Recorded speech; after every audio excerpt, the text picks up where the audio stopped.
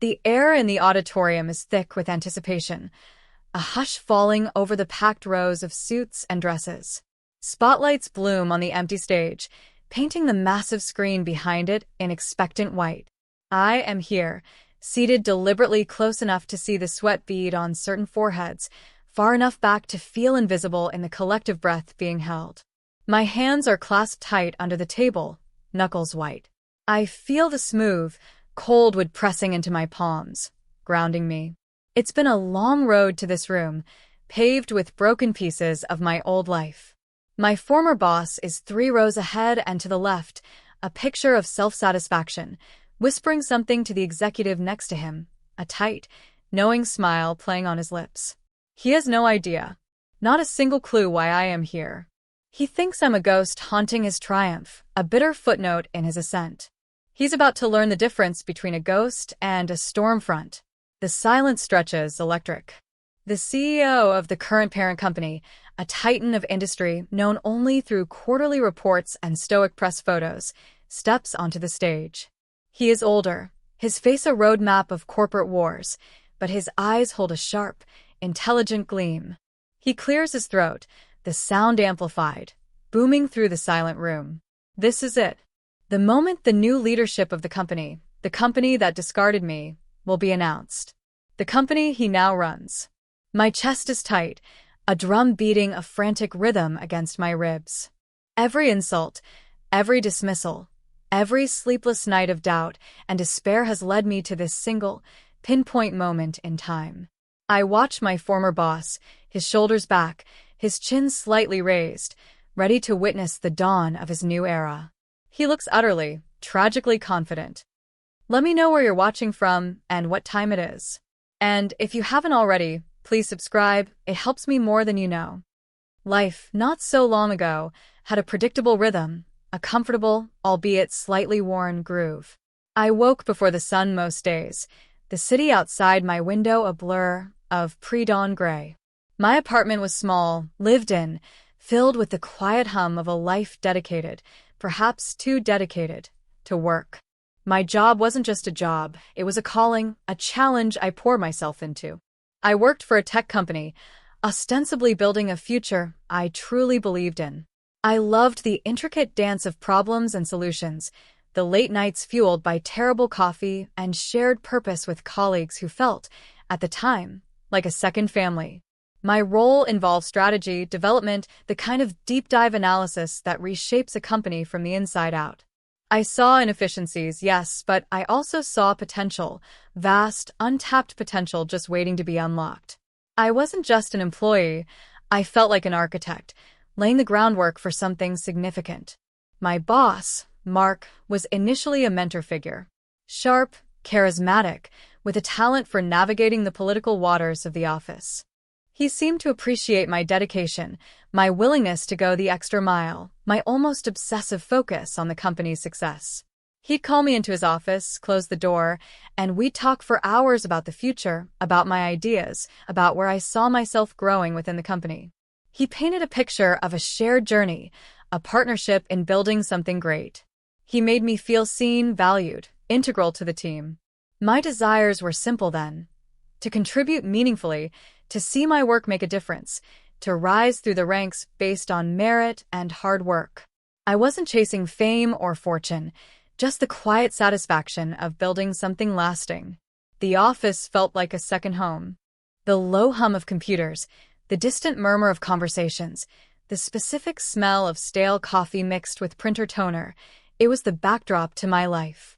I knew the rhythms of the place, the unwritten rules, the subtle shifts in mood from floor to floor. I belonged there, or so I thought. The shift was subtle at first, like a barely perceptible change in the wind. Mark's closed-door meetings became less frequent, his calls shorter.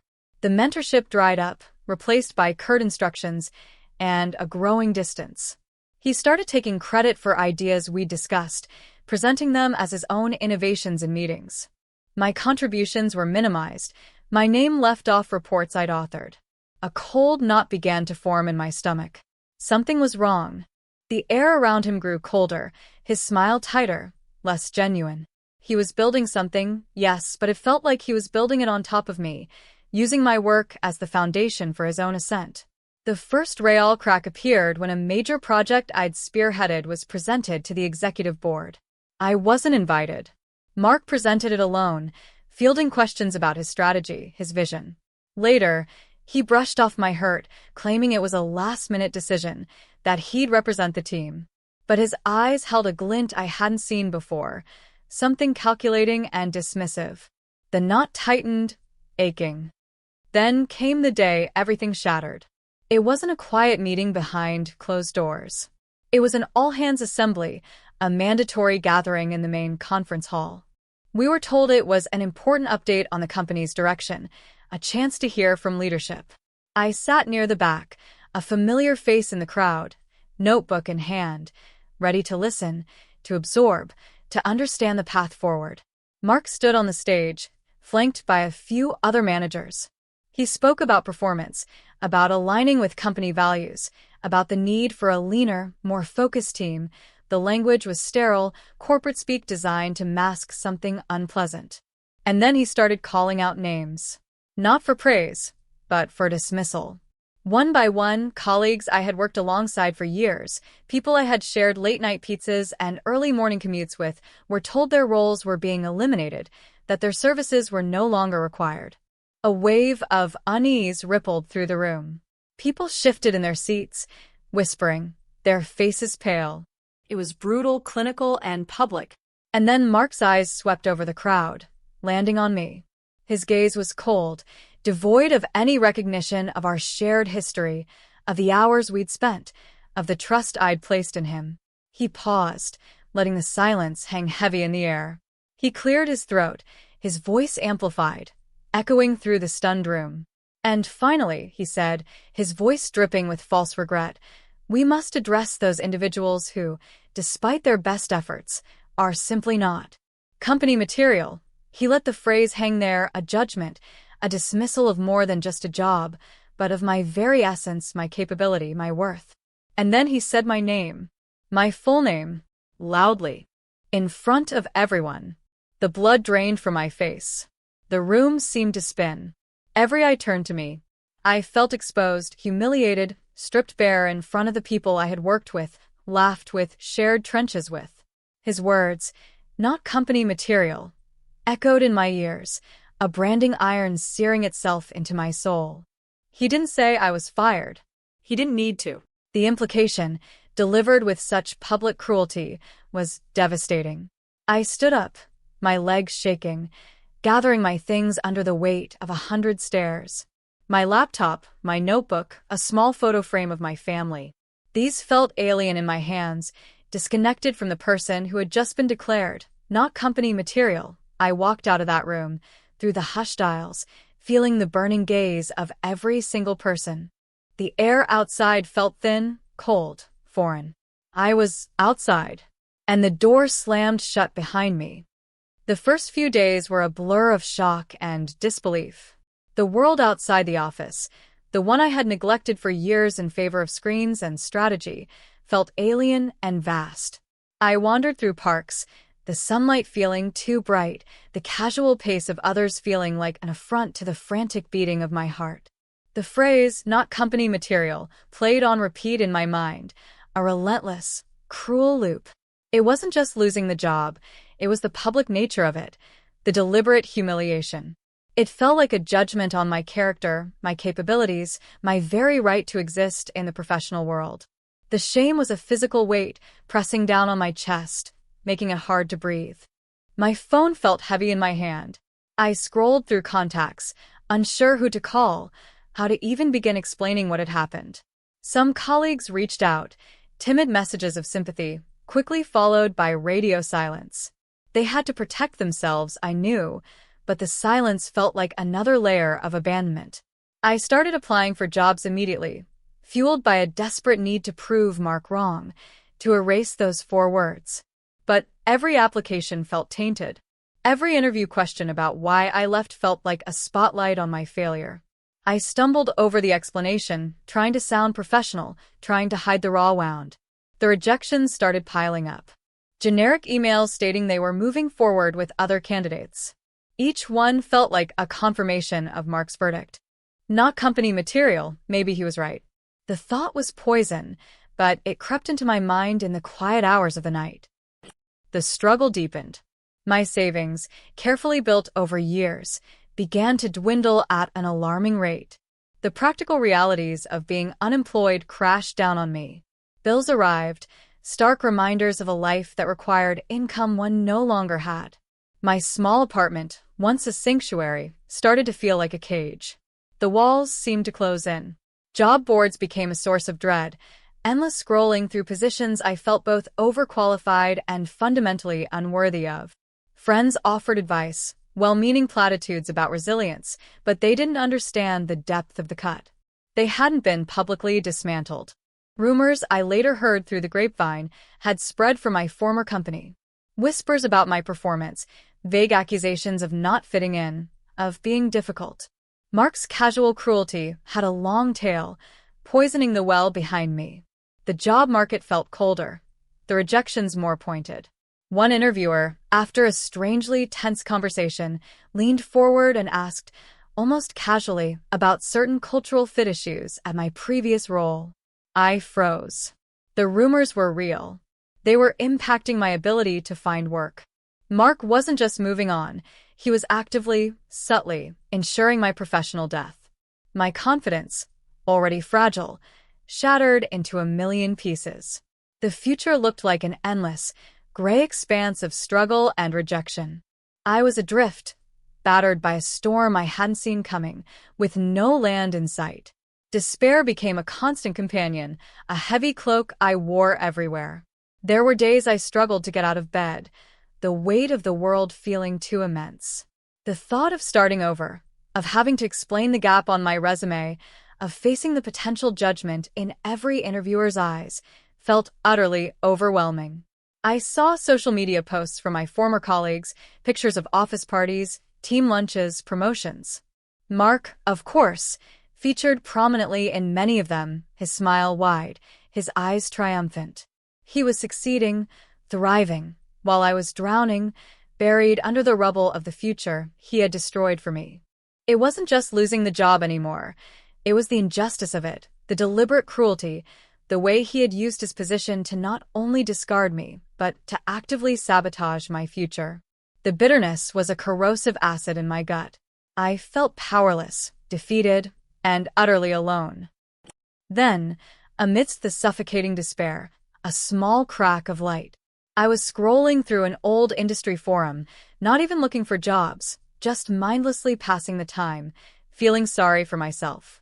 I stumbled upon a thread discussing the recent acquisition of my former company by a larger, less well-known conglomerate. The discussion was dry, full of financial jargon, but one name stood out. Aegis Corporation. I'd heard the name before, but vaguely. They were a holding company, a silent giant that owned stakes in various industries, mostly behind the scenes. They weren't flashy, didn't court public attention, but they were powerful. The forum mentioned that Aegis Corporation was planning a significant restructuring of the acquired company, bringing in new leadership from within the Aegis network. A cold curiosity prickled at the back of my neck.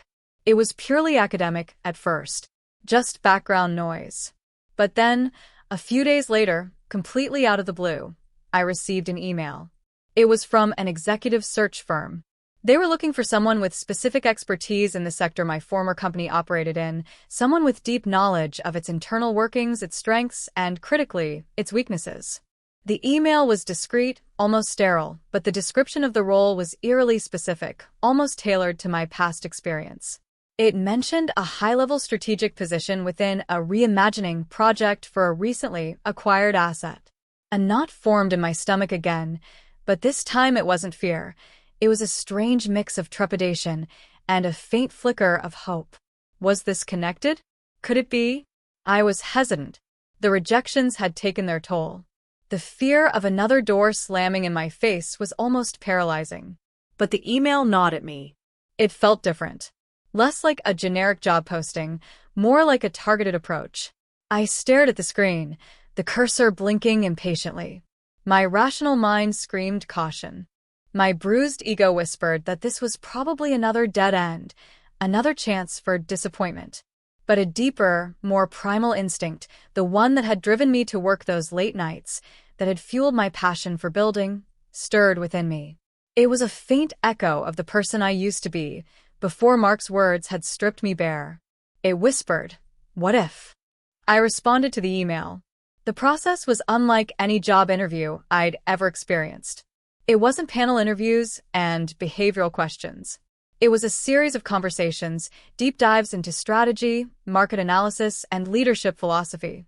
They asked probing questions about my former company, not just about my role, but about its culture, its challenges, its real value proposition versus its public image.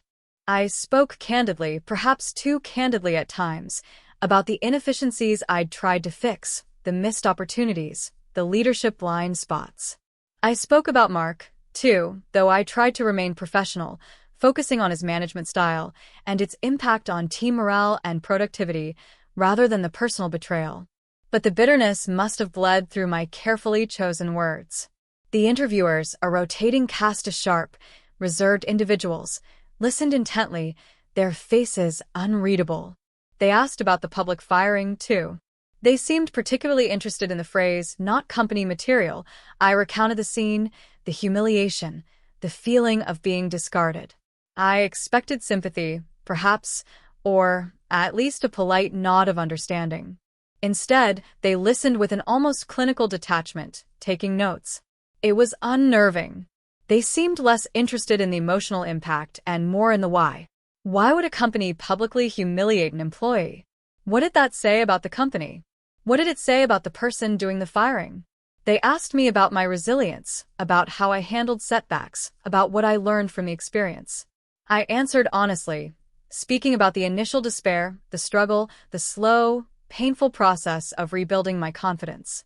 I spoke about the anger, too, the burning desire for vindication that had become a surprising source of fuel. The interviews stretched over weeks, then months. Each stage brought a new level of scrutiny, a deeper dive into my past, my skills, my fundamental character. I felt like I was being taken apart and put back together, molecule by molecule. And then the deepest crisis. I was called in for what I thought was the final interview. It was with a senior partner at Aegis Corporation, a woman with a reputation for being utterly ruthless, but undeniably brilliant. The conversation was going well, I thought. I felt prepared, confident in my analysis, articulate about my vision. And then she shifted gears. She leaned forward, her eyes piercing. "We've reviewed your background thoroughly," she said, her voice low and steady. "Your technical skills are impressive. Your understanding of the industry is profound. Your passion is clear. But we have concerns." My blood ran cold. "Concerns?" I managed to croak out. "Yes," she continued, her gaze unwavering. "Your previous dismissal. The circumstances were unusual. And while we appreciate your candor, there are those within our organization who feel that someone who is publicly deemed not company material lacks the inherent fortitude, the political savvy, the sheer force of will required to lead at the level we are considering." She paused, letting the words sink in. It was Mark's judgment, echoing back at me from the highest echelons of power. Even here, in this seemingly insulated world, his words had followed me, had been twisted and weaponized. It wasn't just the firing, it was the narrative around it. The senior partner continued, laying out the arguments against me. The perceived lack of political navigation skills that led to my public downfall, the potential for being emotionally compromised by the past, the risk of bringing baggage into a crucial leadership role. She spoke of the need for leaders who were not just competent, but utterly unburdened by past failures, who could command respect immediately, who had an undeniable track record of not just success, but survival and dominance in cutthroat environments. My stomach twisted. This was it. After all this hope, all this struggle, I was going to be rejected again for the same reason by an even higher authority. The despair returned, colder and sharper than before. It felt like a cosmic joke. I had climbed this far, dared to hope, only to be smacked down by the very words that had sent me spiraling in the first place. I sat there, numb, listening to her calmly dismantle my suitability, using Mark's cruel phrase as a central pillar of the argument against me. She wasn't trying to hurt me. She was being pragmatic, analytical. And that made it worse. It wasn't personal malice this time, but cold, corporate logic, built on a foundation of lies and public shaming. All seemed truly lost. The door wasn't just closing, it was slamming shut, bolting itself against me. Something shifted inside me in that moment, sitting across from that formidable woman, hearing Mark's words used against me one last time. It wasn't just despair anymore. It was a cold, hard rage, a refusal, a rejection of their logic, of Mark's judgment, of the idea that a moment of public humiliation defined me. My voice, when I finally spoke, surprised me. It wasn't shaky or defensive. It was quiet, steady, and laced with an iron resolve I hadn't known I possessed. Respectfully, I began, my gaze meeting hers. "You are looking at it wrong." She raised an eyebrow, a flicker of surprise in her otherwise impassive expression.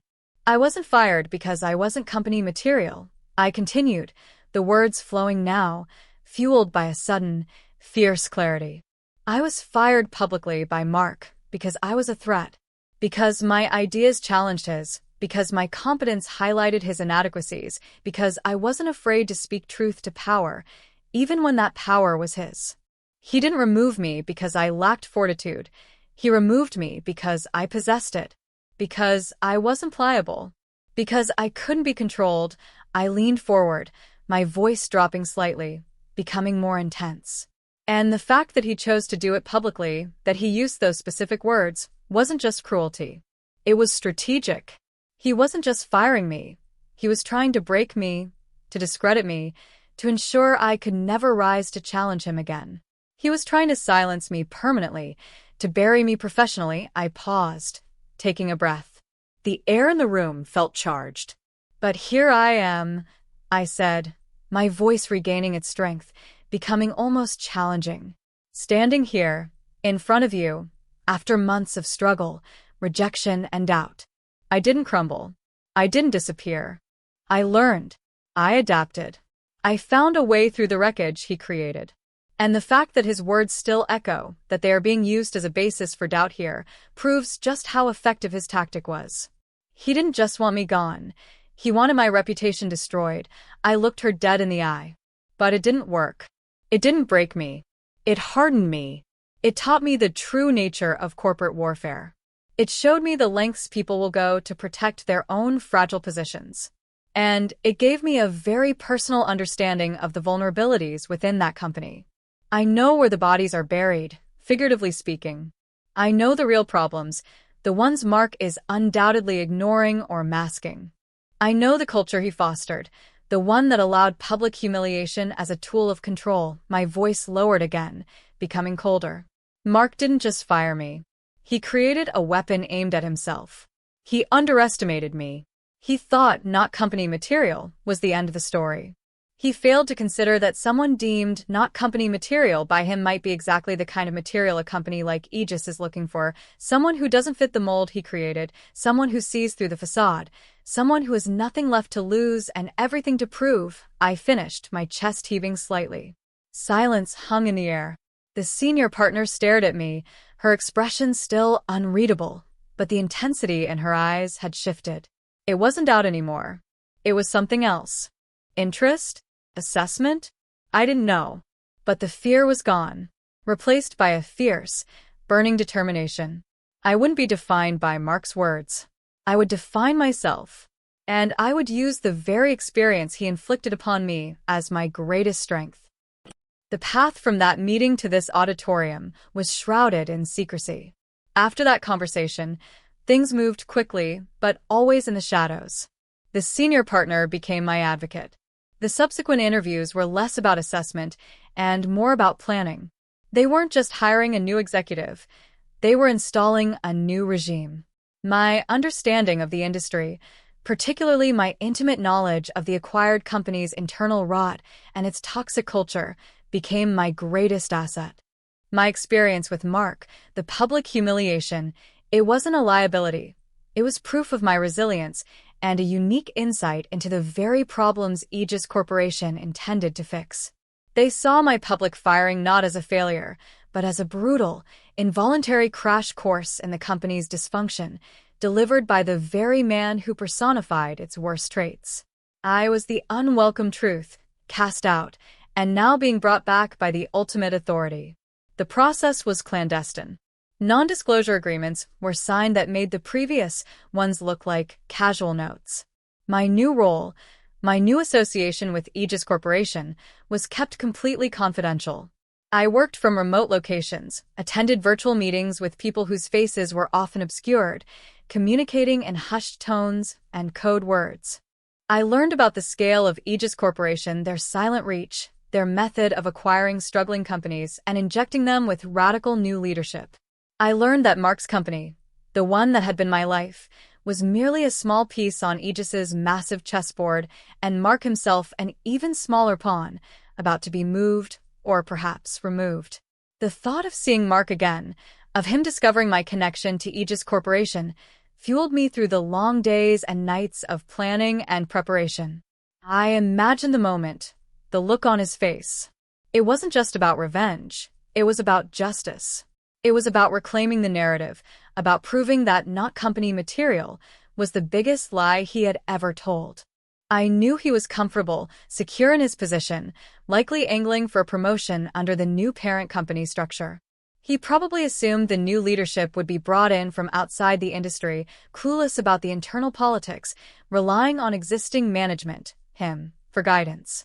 He had no idea that the person they were bringing in knew the company better than anyone, understood its every flaw, and had a very personal score to settle with its existing management. He had no idea that the ghost he thought he had banished was about to walk back through the front door, not as an employee, but as the absolute authority. The plot twist wasn't just happening to me. It was a situation I had, through sheer will and an unexpected opportunity, positioned myself to deliver. And the delivery date was today. Here. In this auditorium. The air conditioning hums a low, steady pulse against the frantic beating of my heart. I look at Mark again, his profile sharp against the stage lights. He smiles, whispers something to his neighbor, gestures towards the stage. He is oblivious. Utterly, beautifully, catastrophically oblivious. The CEO of Aegis Corporation clears his throat on stage. He thanks the assembled employees for their hard work, speaks in general terms about the future, about synergy and growth. The preamble stretches out, each second an exquisite agony of anticipation. My hands are slick with sweat under the table. My focus narrows to the man on stage, his mouth moving, the words building towards the crescendo. He finishes his opening remarks and pauses, scanning the crowd with those sharp eyes. He knows I'm here. We had exchanged a brief, almost imperceptible nod before the event began. He knows the story. He knows the stakes. He knows the man 3 rows ahead. He smiles slightly, a private, knowing smile. And then he speaks the words I've been waiting months to hear. Today, the CEO's voice rings out, amplified and clear, marks a new chapter for this company. As we integrate into the Aegis Corporation family, we do so under new leadership. Leadership that understands the challenges ahead, but also recognizes the immense potential that lies within these walls. Leadership committed to fostering a culture of innovation, integrity, and performance. He pauses, building the suspense. Mark shifts in his seat, leaning forward, his smile fixed, ready to applaud the name of his new, presumably external, boss. The CEO continues, his voice gaining power, filling the silent auditorium. It is my distinct pleasure to introduce the new Chief Executive Officer of this company. He turns towards the side of the stage, gesturing. This individual comes to us with a unique perspective, a deep understanding of this organization, and a proven track record of overcoming adversity. The words hang in the air. Overcoming adversity. Understanding of this organization. My heart hammers against my ribs. This is it. The CEO turns back to the microphone, his expression serious now, his eyes scanning the crowd, finding mine. He speaks my name. My full name. Loudly. Clearly. Unmistakably. Your name will be taking the helm, effective immediately. The world stops. For a fraction of a second, there is perfect silence, a collective gasp swallowed by the enormity of the announcement. Then, a ripple of shock goes through the crowd. Whispers erupt, spreading like wildfire. People turn in their seats, trying to find the source of the name, their eyes widening in disbelief as they land on me, sitting there calmly, watching. But my focus isn't on them. It's on Mark. He freezes. His fixed smile evaporates, his face going slack with shock. His eyes, wide and disbelieving, snap towards me. He sees me. He sees the quiet figure in the back row, the person he publicly discarded, the one he declared, not company material. Recognition dawns on his face, followed almost instantly by pure, unadulterated horror. His jaw drops. The color drains completely from his face, leaving it a ghostly white. He looks like he's seen a phantom rise from the grave. He clutches at his chest, his eyes still fixed on me, wide and unfocused. A strangled sound escapes his throat. He starts to sway, his carefully composed posture collapsing. The executive next to him reaches out, startled but too late. Mark slumps forward, hitting the seat in front of him with a sickening thud.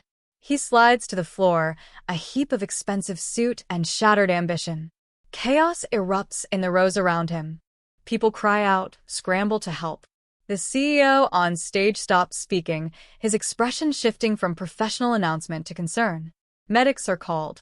But my eyes remain fixed on Mark's inert form on the floor.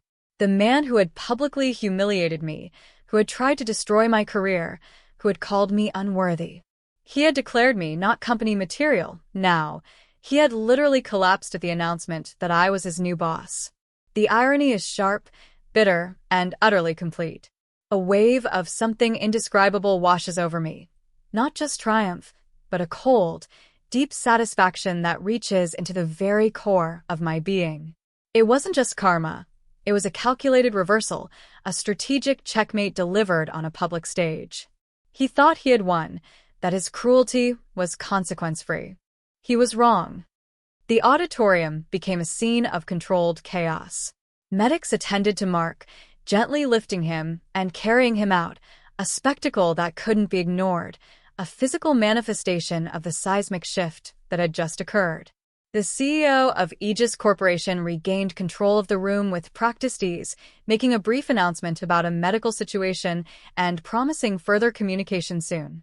But the message had been delivered. The room buzzed with a nervous, electric energy. People I hadn't spoken to since the day I was fired were suddenly clamoring to reach me, their faces a mixture of shock, awe, and hastily assembled smiles.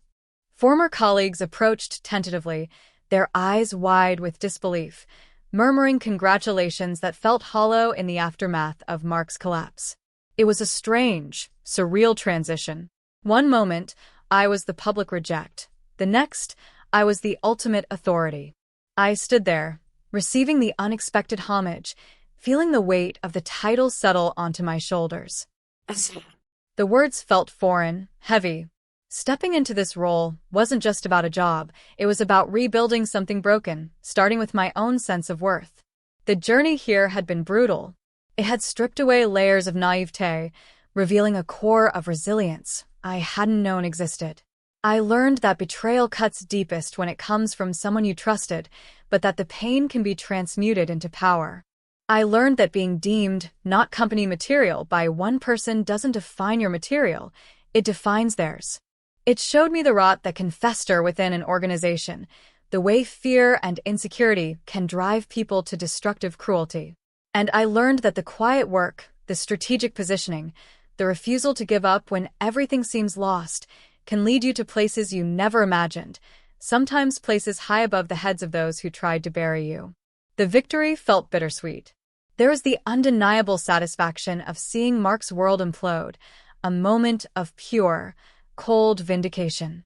But there was also the lingering ache of the wound he inflicted, a reminder of the cost of his cruelty, the months of pain and doubt it had caused. Success built on the ashes of betrayal is still success, but the scent of smoke never quite leaves you. The path forward is clear now, but daunting. Rebuilding a company, changing a culture, steering this massive ship in a new direction. It won't be easy. There will be resistance, skepticism, old habits to break. But I am ready. More ready than I've ever been. Because I know the depths of the problem from the inside out. Because I have nothing left to prove to anyone but myself. Because I am, undeniably, company material.